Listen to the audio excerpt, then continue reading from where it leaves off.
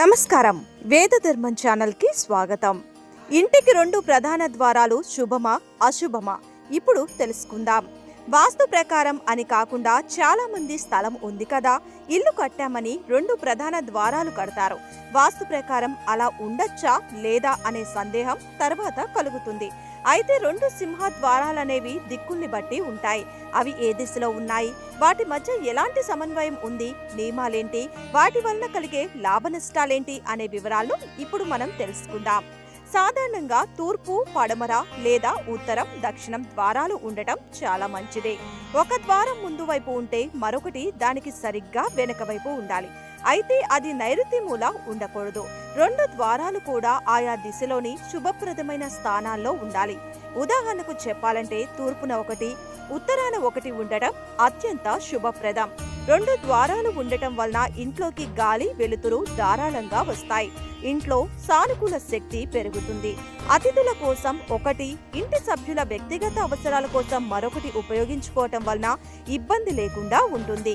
ఉత్తరం, తూర్పు దిశల్లో రెండు ద్వారాలు ఉంటే ఆ ఇంట్లో లక్ష్మీ కటాక్షం ఉండి ఆర్థికంగా నిలకడగా ఉంటారని వాస్తు చెబుతుంది.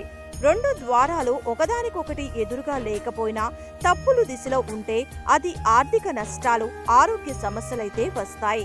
వాస్తు ప్రకారం శక్తి ఒక ద్వారం గుండా వచ్చి ఇల్లంతా ప్రవహించాలి. రెండు ద్వారాలు సరిగ్గా ఎదురెదురుగా ఉంటే వచ్చిన శక్తి వచ్చినట్టే బయటికి పోతుంది.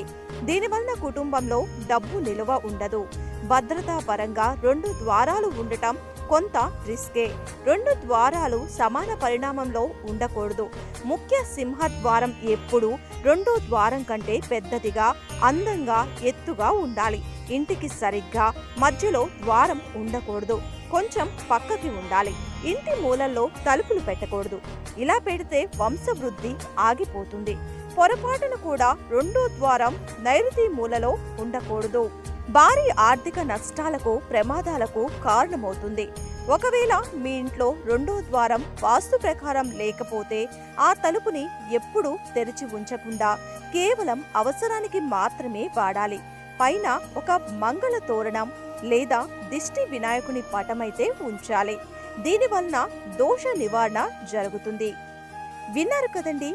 మా వీడియో కనుక మీకు నచ్చినట్లయితే లైక్ చేయండి, మన ఛానల్ని సబ్స్క్రైబ్ చేసుకోండి. Thank you for watching.